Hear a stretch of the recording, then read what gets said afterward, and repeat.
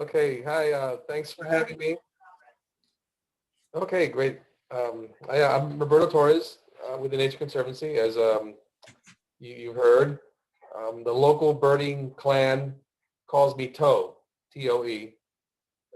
Just if you're interested in knowing how that happened, I used to work for a thing called the Governor's Commission for Sustainable South Florida before I came to TNC. And somebody there said, "What's your name, Robert or Roberto?" And I go, "That's Roberto, Robert, whatever." So we'll just call you Toe. I'm like, "Sure, whatever." So then I came to TNC, and the first employee I meet says, "Is your name Robert or Roberto?" I go, "Whichever works." He goes, "We'll just call you Toe." I'm like, "Okay, this is scary." And name Toe stuck. And now I became a captain, so I'm Captain Toe. As you heard, I do pelagic trips.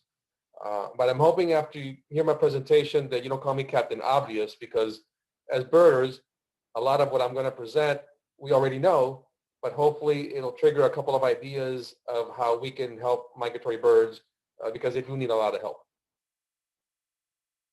And here we go. First, I want to start you off a little birding history. Maybe you guys have never seen this before, but this was really an important moment in birding history. This was Lincoln delivering the Gettysburg Address, which, yeah, as you can see.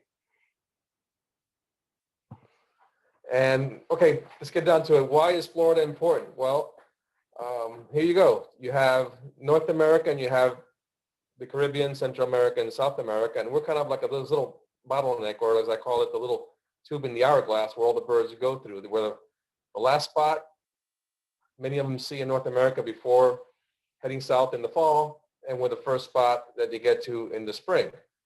You know, a lot of species, 300 of the birds that nest in North America are neotropical migrants, and there's a lot of them that migrate through.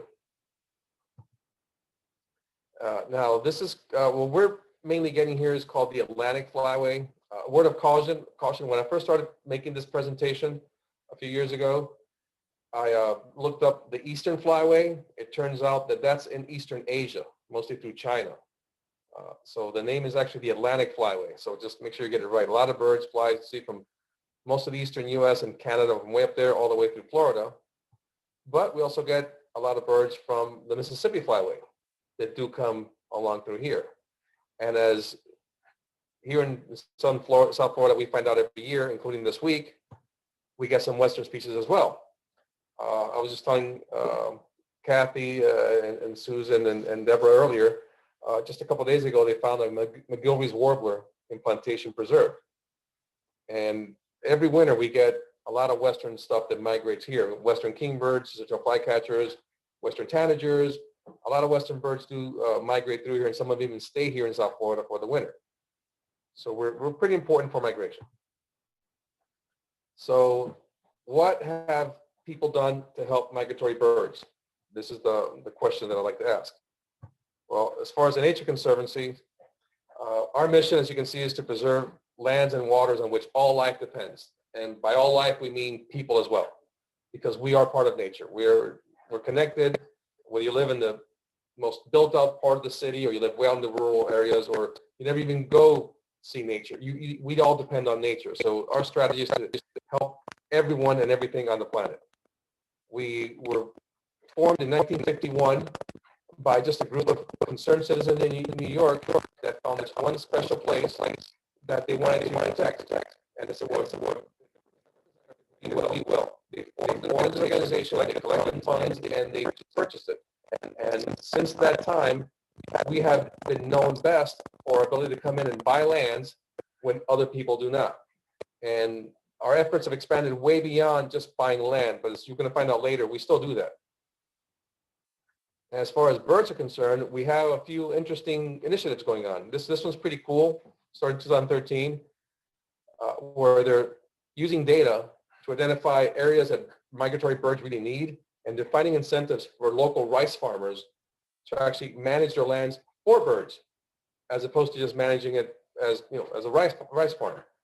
And as many of you know that you've been to sod farms or other places where there's ag activities, these lands are very important for a lot of birds, especially migratory shorebirds, which we kind of forget that shorebirds are migratory as well. We're also working on some of the stopover habitats in the Lake Erie Basin and a few other things as well. In the past, we've worked on preserving migratory habitats through the Great Plains, through along the entire Gulf Coast, and habitats in Latin America where some of the migratory birds spend their winter time. We protect lands down there as well. Here in Florida, closer to home, we've protected a lot of acres. I forget the number, I should have had it ready, but it's in the many, many millions of acres of land here in Florida. Some of the species, of course, corals, fish, black bear, panther, scrub jays, the list goes on. And we have a lot of initiatives. We have the Everglades initiatives, which is what I'm part of. Fire is very important, especially in the northern part of the state, protecting some of the longleaf pines area, which need burning on a regular basis. We have a very strong initiative to protect fresh water, not just for nature, but for people as well. Controlling invasive species. We have a lot of marine initiatives with coral and also sustainable fisheries.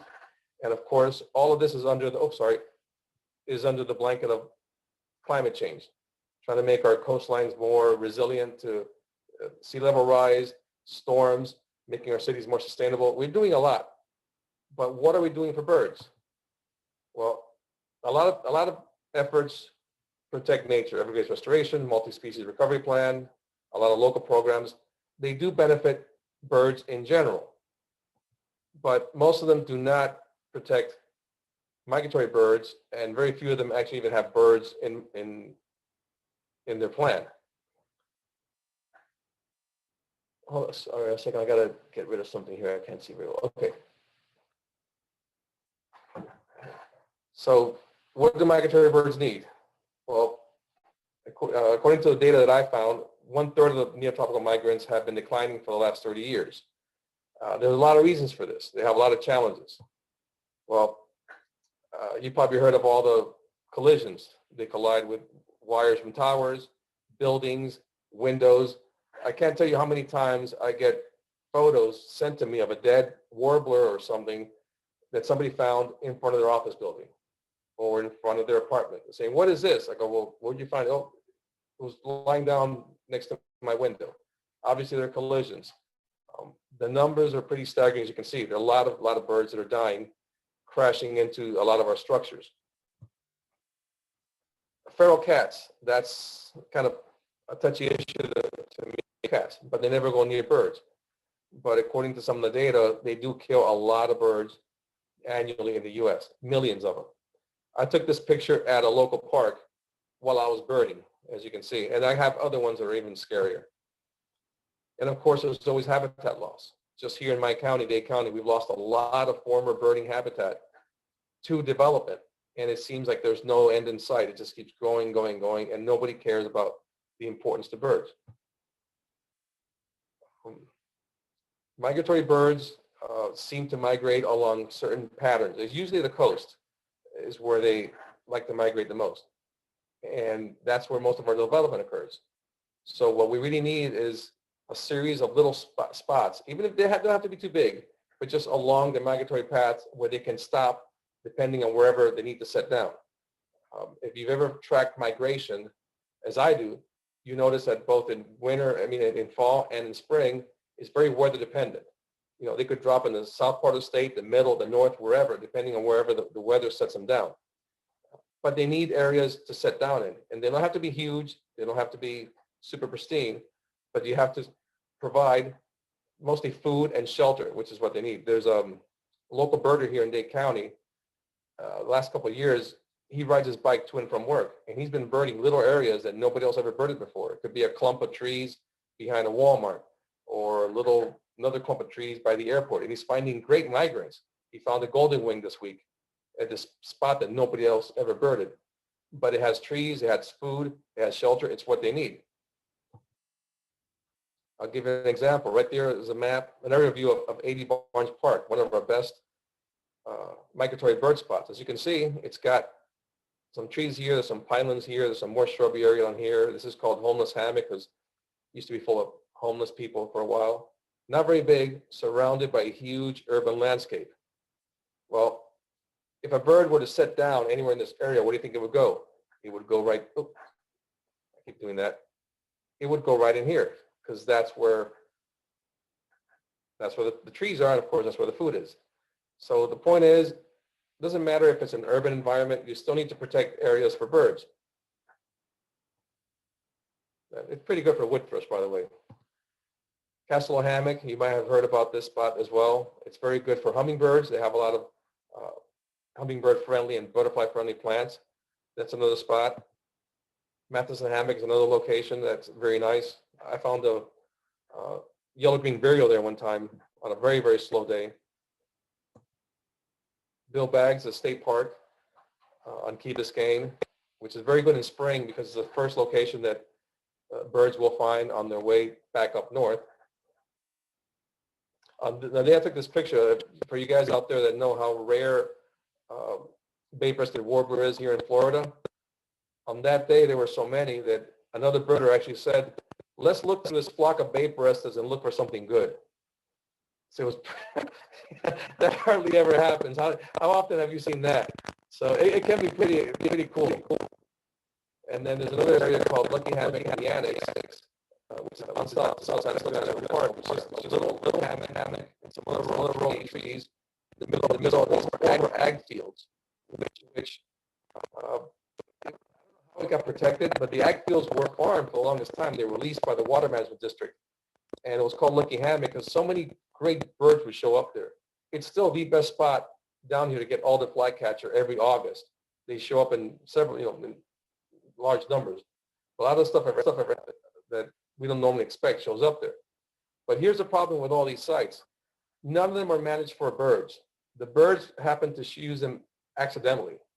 80 Barnes Park is an urban park where there's parties, there's people doing all kinds of stuff, people biking through the nature trails, and full of cats.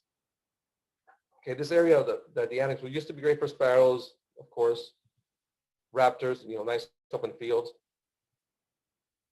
But some of these places aren't managed for birds. I'll give you an example. The Lucky Hammock area used to be great for the sparrows and for raptors when they were leasing it for farming. Then they stopped the leases. Now the fields have gotten overgrown and there's nothing there. I counted 43 Swainson's hawks one morning overhead on those fields, and there are more feeding on the fields. Now you hardly ever see them. Sparrows are gone. And the reason is that they don't think about birds in their management. The Water Management District thinks about water. County agencies think about, parks for people. Everybody seems to forget about the birds. This is a picture from 80 Barnes Park that I took.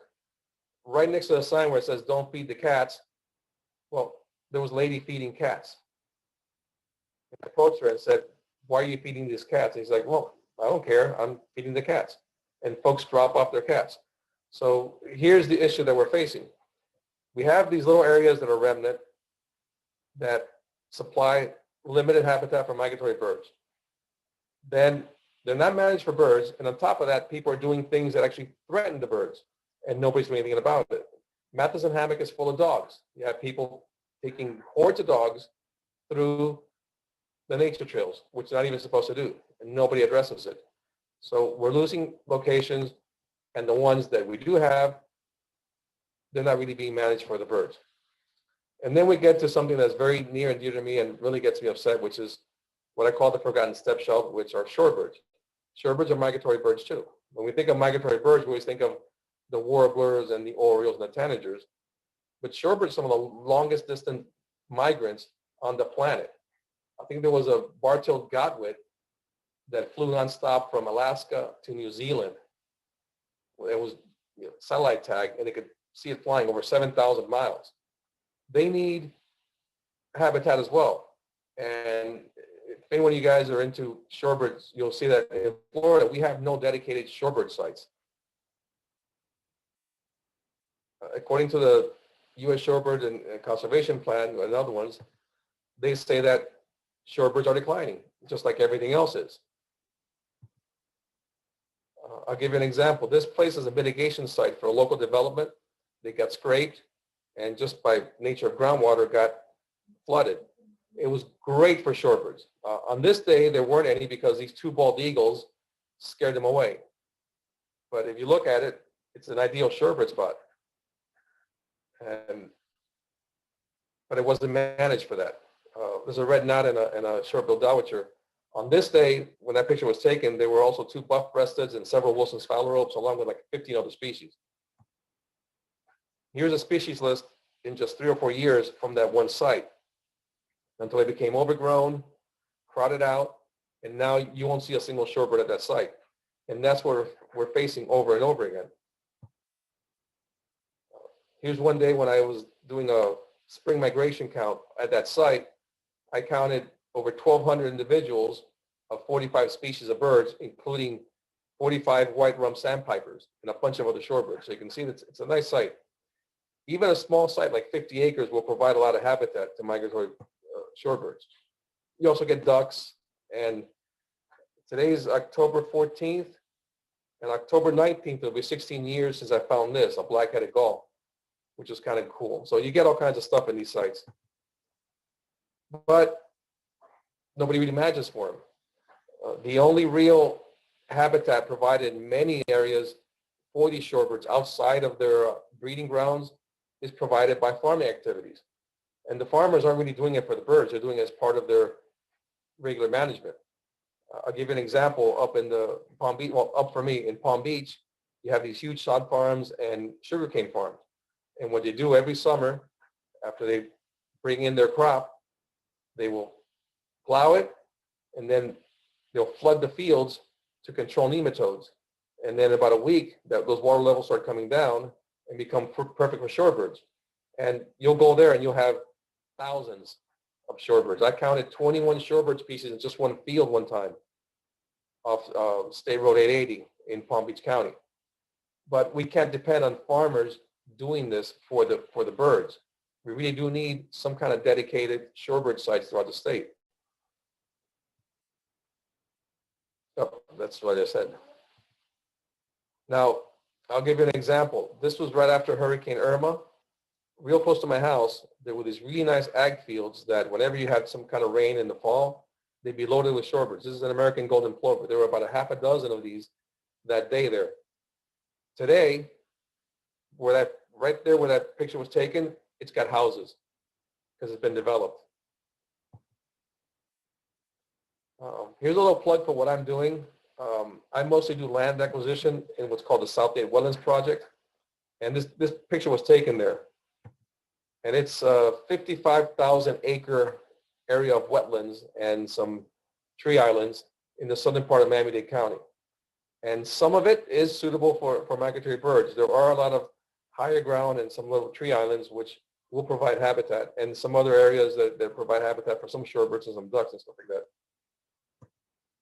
But again, it's not really meant for that. I've been trying for years to get the county and other agencies to provide shorebird habitat, to provide other migratory bird habitat. Currently, we have an effort to identify areas that are suitable for black rail, because it just got listed as an endangered species. But it's very slow going, and for me as a birder, it's very frustrating when I see places being lost and not enough places being replaced to make up for the losses. So, I mean, in summary, we are an important state for migratory birds. There are efforts to protect breeding grounds and wintering grounds. Migratory birds need places to stop over, but nobody's really managing for the birds. So I'm hoping to get the word out, which is why I even made this presentation to folks to say, look, birds matter too.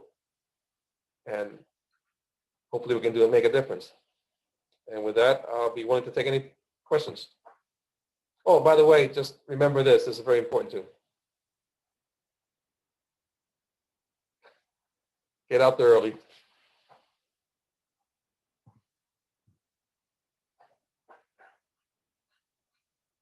Oh, you're muted. Sorry, we do have a question from Deborah. Do the National Wildlife Refuges manage for birds? Do you know? The state wildlife management areas? They some of the efforts are managed for birds, but for birds in general. I don't know of anyone who's really looking at migratory birds, because migratory birds will need a little bit different kind of management and different kind of things than just birds in general. I'll give you an example. Like the district and the county folks, they have a lot of these prairies and these wetlands and sawgrass areas that are great for waders and things like that, but they're not really looking at the birds that are passing through, the neotropical migrants, the shorebirds, or maybe even some of the waterfowl. Some of the best waterfowl management that's happening throughout the country is because of hunters, duck hunters. They pay a lot of money. And well, I'll give an example, Merritt Island. Merritt Island has several large areas that are managed for waterfowl. They actually control the water levels at the right time of the year to provide habitat for waterfowl. But it's because of the hunters, not because of the birders. So it can be done if there is enough of a will. But that's the problem. There isn't enough of a will to get folks to actually manage for birds. I mean, I think the only ones that really care about birds in that way, or especially migratory birds, is the birding community. We just need to be able to get together and go out there and push for it and explain the importance of it. So yeah, there is some bird management being done, but I don't think there's enough migratory bird management per se to really make a difference. All right, we have another question. It's kind of accidental. That's what I'm trying to say. It's kind of accidental, yeah. We have another question. Are there any states that have good management policies for migrants? Well, I mean, from what I hear, California is doing better than we are. Most of the West Coast is doing some. As far as other states, I'd have to see. I haven't looked into it. I know what TNC is doing along the Great Lakes, and we've done some along the Gulf Coast. But again, I just feel Florida is not doing enough from my perspective. Is there anything you think would be a good goal for just local towns to help manage their parks or to encourage citizens? Well, definitely control cats. Definitely control incompatible uses. Dogs running around nature trails. That's a problem. When you have folks coming in to do tree management, don't do it when it's migration. I mean, I've seen folks coming in to do like exotics removal or tree trimming in a park right in the middle of September and October when the birds are migrating. I'm like, well, why can't you do it in July or later when migration is over? Don't interfere with them. So there are things you can do. You can do more tree planting of bird-friendly trees, trees that provide the right food. As I pointed out earlier, it could be anywhere. You could have trees. There's a fig that fruits in the fall, 1 block from my house, just in a person's yard. I had a dozen warbler species last year in that one tree. So just having the right trees and promoting the right trees in the urban landscape will help a lot. These birds will stop pretty much anywhere that they can find food. It doesn't have to be a park or even a refuge or something like that. And hopefully somebody will eventually provide shorebird habitat, dedicated shorebird habitat. It's very difficult. It's take some dirt, add some water. I know. Okay, another question. Birding is increasing even more than ever since COVID-19. How can we show the economic benefits of birding to basically the governments that are managing these parks? Oh, I think a lot of, well, that's a question more for you guys for National Audubon. I mean, Audubon, I think, has been tracking for years the economic impact of birding. And I think when birders are willing to spend a lot of money, both in not just buying equipment, but traveling, paying money to parks, attending, birders don't seem to mind when the price of a park goes up as much as other folks. So it shouldn't be too difficult to track. But that's up to an organization like Audubon. I don't know if the TNC does it, but TNC does track just investing in nature. That's one thing we do in general. Not so much just birders, just nature in general.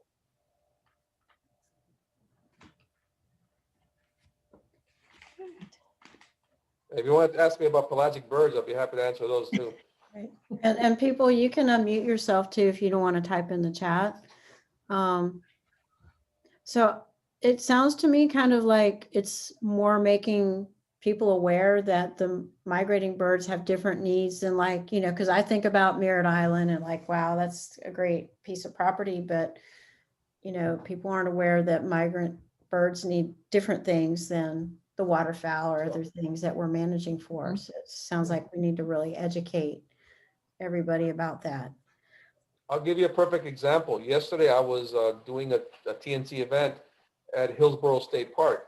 Beautiful, pristine park, very well managed. Hardly any migratory birds. Not at all. And the whole time I was there, I was receiving texts on WhatsApp from folks down here in Miami that were birding just little clumps of trees anywhere, getting all these great migrants. You know, saying, oh, I got a Philadelphia vireo. You know, I've got a chestnut-sided. I've got a Blackburnian. A friend of mine said, I've got a rose-breasted grosbeak at my feeder. And there's a Blackburnian at my neighbor's oak. You know, and yet I couldn't find any of these in this beautiful, pristine state park. And well, why not? Well, because these birds aren't using that state park. It's just the wrong habitat. So that's the point I'm trying to get across. Yeah, migratory birds are usually off the radar from what we think we're doing in protecting nature. Yeah, we're protecting nature, but not exactly migratory birds. They have their own specific needs that no one seems to address. And the group of migratory birds is much larger than just the neotropical migrants. I mean, I'd say probably most birds, at least here in North America, are migrants. I've seen flocks of herons and egrets flying across the Gulf Stream, heading towards the islands. So those migrate. Pelagic birds migrate. I know what time of year certain birds come by here and what time of year they're not. They migrate a lot of miles. Arctic terns migrate from pole to pole.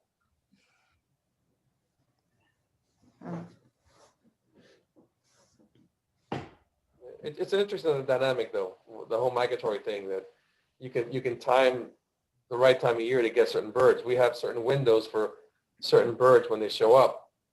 That vermilion flycatcher picture that I had, that was a male that spent 3 winters down here just outside Everglades National Park. And you can almost time it to the day that he would show up and spend the whole winter and then leave. And when he first showed up, it was a very young, drab male. And we saw him mature to that brilliant, bright, full adult male, which is kind of cool. Okay, Lori had mentioned that it's important to emphasize what individuals can do in their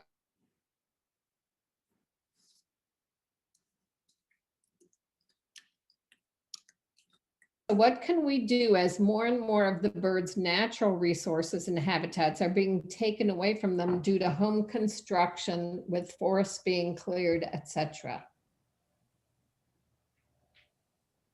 Well, support efforts, I mean, I'm not putting a plug for TNC, but support efforts for anyone that's trying to protect what is left.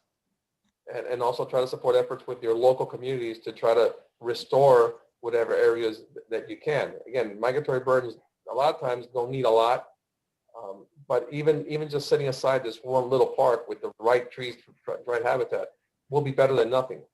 And if you have the space in your yard, plant the right trees. I like how you were promoting the mulberry for this tree. I have one in my yard, so it's a great one. And there's others. You know, I wish I had enough room for a fruiting fig. That for us down here, that seems to be the best one, the strangler fig. It's awesome. You find a fruiting strangler fig, and you hit pay dirt during migration.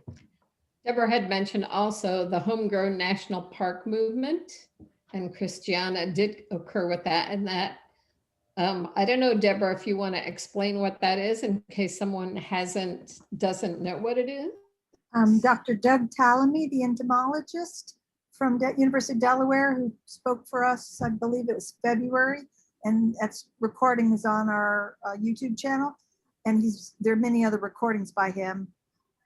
He's the one with the idea of the homegrown national park. And in addition to just growing natives, you want to grow the natives that have the caterpillars for the birds to feed their nestlings.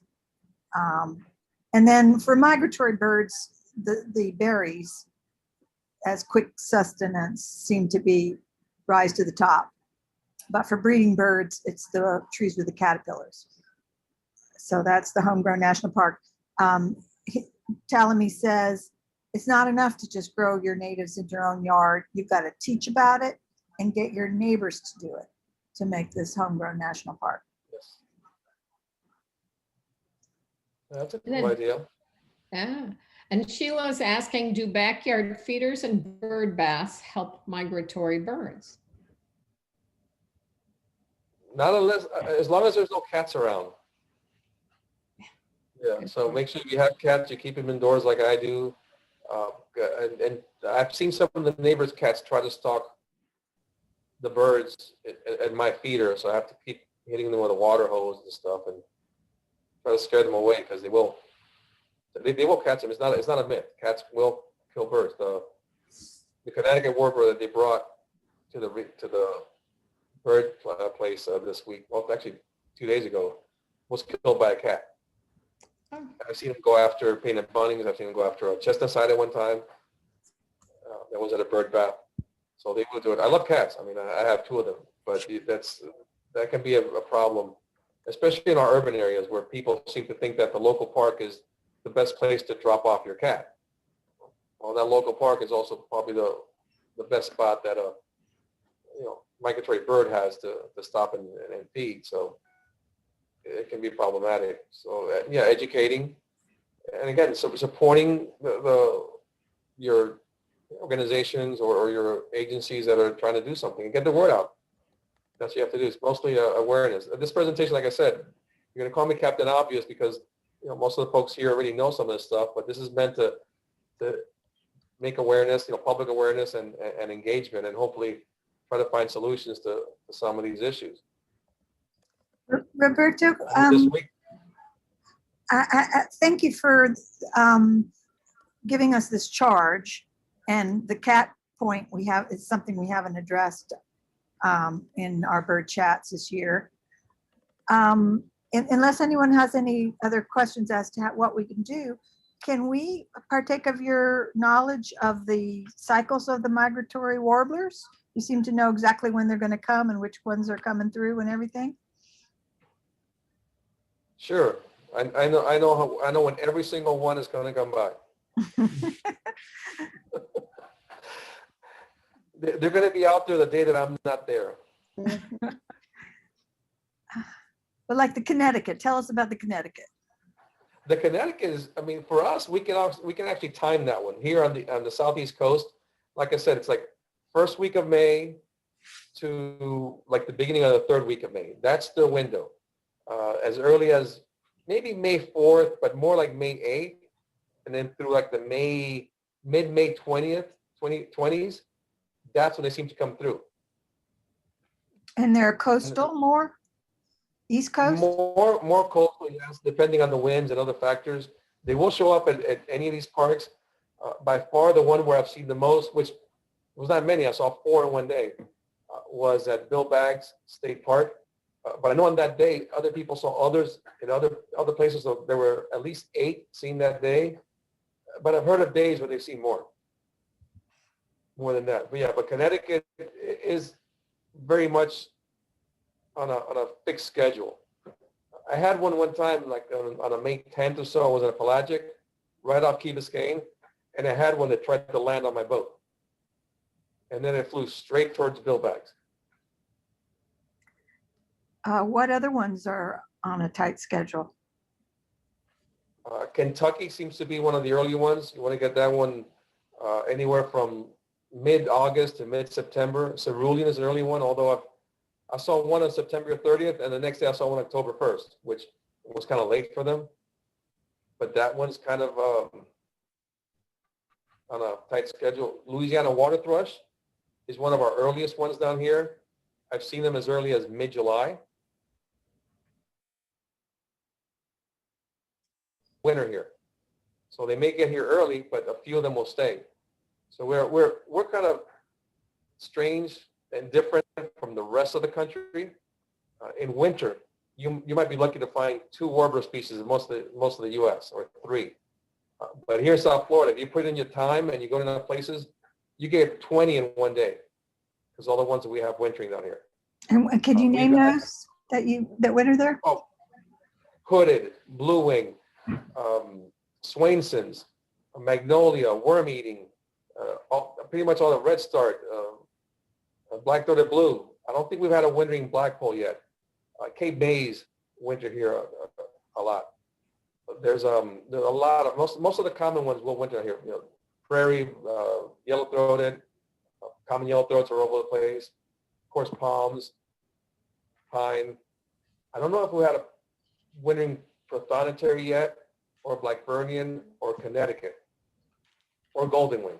But we've had almost all the other ones winter down here. Nice. I have another question from Chris Payton. He wants to know, does the Nature Conservancy have lobbyists? Lobbyists? Yes. Lots of them, yes. Oh, yes, we have an entire GR department, and that's what they do. And I don't envy their job. They lobby at both the state level and the national level to do a lot of things for nature, a lot of good things. We get a monthly report in our Florida staff meetings, and it's amazing the kind of stuff that they're doing. We're very proud of our lobbyists. They're very professional, and they're very much out there fighting for the things that we care about. It's a great team. Very good. There's another question from Margaret who wants to know, is it just climate change that is causing birds to stay longer in areas during the fall and winter when normally they would have migrated earlier? It's hard to say for us. I mean, there's a very good chance. I don't know if there's been any concrete studies done, but just from observations, I've seen two things. I've seen three things actually. A lot of birds that would come as far south as before are staying farther north. A lot of birds that would leave North America are staying down here, like here where we're at. And then I'm seeing in the other times of the year, southern birds extending their range farther north. You know, some of our waders and stuff are showing up in Michigan and other parts of the state, and they consider them rare birds up there. But like, well, maybe that's not a good thing. So the milder climates seem to be changing. And again, I don't know if there's any hard study done, or is it just that there's more observations? Down here, what we keep asking ourselves as birders is, are we finding these birds in winter because we're looking harder, or because they're here and they weren't here before? So that's what we're trying to get at. I know that in just almost 30 years, well, not 30 years, but 20 something years that I've been birding, I'm seeing more birds in winter. I mean, the wintering stuff that should have been gone than before, but I haven't done it in a serious kind of study to be able to present it in a scientific fashion. Maybe that's something we should do. Sounds like a good idea. I know my sister is from Ohio, and she keeps reporting that they're getting different things. Yellow crowned night heron, they had a wood store. Yeah, they're having more things show up there. Those species, roseate spoonbill, showing up way up north where it wouldn't show up before. Yeah, and yet some of the birds that would on a regular basis migrate down here are becoming scarcer. For us down here, the American goldfinch is a rare sighting way down here in South Florida. Well, you'd think that they should be everywhere. Even robins. You know, when I started birding, there were days when you could count tens of thousands of robins flying over my house. And it's been years since I've seen one. You hear reports of a few here and there, but not a real big push. So things do seem to be shifting northward, as one would expect. And so it would make sense to blame, climate change for that. But again, I can't present it in a scientific fashion to be able to support it, but just from an observation, yeah. Very good. Any other questions? Roberto, would you mind if we introduce Christiana to tell about her Oh, please do. metro program? Please do. Like I said, as we're expanding into other areas. That's one of the fields that we're expanding in, which is extremely important. So yes, please do. Christiana, would you like to tell about it briefly? Sure. Thank you, Deborah. What I was gonna actually pitch as a last question was to ask Roberto if he wouldn't mind doing this again with Orange Audubon and presenting again sometime next year. That was gonna be my question for Roberto. Well, I don't mind if you guys are happy. I mean, I'm sure it was a great presentation despite my best efforts. Well, how does the Orlando Metro program work, and what you want to mention the BioBlitz coming up? Yes, absolutely. Thanks for that reminder, Deborah. So we are working with Orange Audubon Society on something called a Global Bio Blitz called the City Nature Challenge. The City Nature Challenge is a challenge that takes place sometime late April and early May, where we're asking birders, residents, everybody to go out and document and observe and document nature, plants, animals, birds, insects, caterpillars, whatever it is you could document out in urban spaces, really. It could be in your park, it could be in your street, wherever it is you can document this, you do it. We had the very first City Nature Challenge this year across Orange County. And next year, we're having the second City Nature Challenge in Orange County as well. And we're working with Orange Audubon and also want to co-organize, working to bring in the Florida Native Plant Society. So 3 organizations will be co-organizing on the City Nature Challenge. It is quite exciting. You document and you observe and document this biodiversity using an app on your phone called the iNaturalist app. It's a pretty easy app to download, and you take all of that data, you record all your observations through that app. We're going to start planning for the City Nature Challenge by next month. So Deborah and I and with the Tar Flower Society will be working to coordinate and bring the City Nature Challenge to you next year. We're also going to be thinking about specific locations where we want to document biodiversity, such that we're collecting all this data. And what we want to do with this data is really included in what we're working on, a larger project we're working on, a strategic conservation plan for Central Florida. That conservation plan will really also be looking at biodiversity habitat for birds, because as we all know, all of us here, we're no strangers to the rapid urbanization that's happening across Central Florida. So within TNC, we're really thinking about how do we protect biodiversity and preserve, and conserve our lands and our resources. And so in doing that, we just think we have to take a holistic look to conservation and protecting biodiversity. And the City Nature Challenge is one way we're trying to get public increased awareness around conservation and get residents, get everybody really excited, participating as community scientists and getting them vested into this work that we're doing. So that's in a nutshell, that's what the City Nature Challenge is. And we'll be bringing you more information by the end of early spring, I'll put it that way. Thank you. And that's a great program. And iNaturalist. Amy Gay will give you a run for your money. Yeah, iNaturalist is a good, easy to use program, like she said, like Christiana said. And Roberto, throwing this back to you, tell us about your use of eBird. I'm not an eBirder. Oh, okay. I must admit, I'm not an eBirder, but when I take people on my projects, they do a lot of eBirding, so it gets reported. And if I find a good bird, I'll report it to folks and they come in and see it. I'm still old school. I like to just report my sightings to the rest of the crowd and get the word out. But I'm a bit of a bird snob, which is why I don't do eBird. I just can't go out and count every grackle and collared dove that I see. When I was introduced into birding, the big thing was the rarities. On my very first birding trip, the best bird was the Western Tanager. And then on my second birding trip, it was a Western Spindalis. And on my fourth birding trip was a Key West Quail Dove. So I became a bit jaded.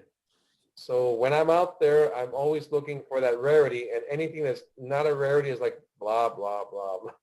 So it's very hard for me to do eBird because I know you have to be very consistent, and I don't want to waste time putting in the counts of these birds that, okay, whatever, but I'm looking for the rare stuff, so I just go by and everything else, I tune it out. So I'm not disciplined enough to do eBird.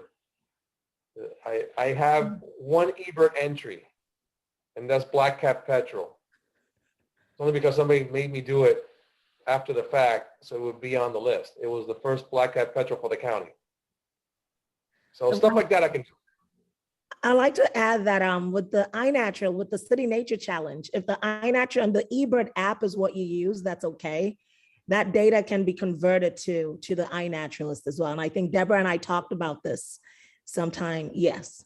And so we'll provide more information as time goes on. Absolutely. I have used iNaturalist.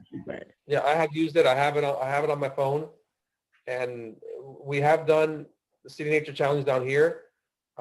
I've done it in coordination with the county, which I don't know if I mentioned this, maybe I forgot, but we do our land acquisitions down here in partnership with Miami-Dade County, and they're the ultimate purchaser of all those acres that I showed you in that map. And we do City Nature Challenge in some of their locations with me as the bird person, and I do use iNaturalist. It's really cool. It's actually very user-friendly, more user-friendly, I think, than eBird, which is probably why I'm a little reluctant to use eBird. I just haven't gotten quite the knack of it.